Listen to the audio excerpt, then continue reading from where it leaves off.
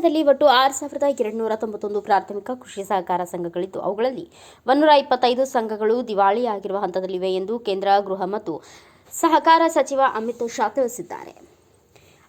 ಸಂಸತ್ ಅಧಿವೇಶನದಲ್ಲಿ ಲೋಕಸಭೆಯಲ್ಲಿ ಮಾಹಿತಿ ನೀಡಿದ ಅಮಿತ್ ಶಾ 2024-25ನೇ ಆರ್ಥಿಕ ವರ್ಷದಲ್ಲಿ ಭಾರತದಾದ್ಯಂತ ಹೊಸದಾಗಿ ಒಟ್ಟು 4,964 ಪ್ರಾಥಮಿಕ ಕೃಷಿ ಸಹಕಾರ ಸಂಘಗಳ ನೋಂದಣಿಯಾಗಿವೆ. ಕಳೆದ 5 ವರ್ಷಗಳಲ್ಲಿ ಕರ್ನಾಟಕದಲ್ಲಿ 428 ಹೊಸ ಪ್ರಾಥಮಿಕ ಕೃಷಿ ಸಹಕಾರ ಸಂಘಗಳು ನೋಂದಣಿಯಾಗಿವೆ. ಅವುಗಳಲ್ಲಿ ಬೆಳಗಾವಿಯಲ್ಲಿಯೇ 187 ಸಂಘಗಳು ನೋಂದಾಯಿತವಾಗಿವೆ ಎಂದು ತಿಳಿದಿದೆ. ಕರ್ನಾಟಕದಲ್ಲಿ ಇರುವ 6,291 ಪ್ರಾಥಮಿಕ ಕೃಷಿ ಸಹಕಾರ ಸಂಘಗಳ ಪೈಕಿ 125 ಸಂಘಗಳು ದಿವಾಳಿ ಹಂತದಲ್ಲಿವೆ. ಅವುಗಳಲ್ಲದೆ 64 ಈಗಾಗಲೇ ಮುಚ್ಚಿದ್ದು ಅವುಗಳು ಕಾರ್ಯನಿರ್ವಹಿಸುತ್ತಿಲ್ಲ ಎಂದು ಹೇಳಿದ್ದಾರೆ.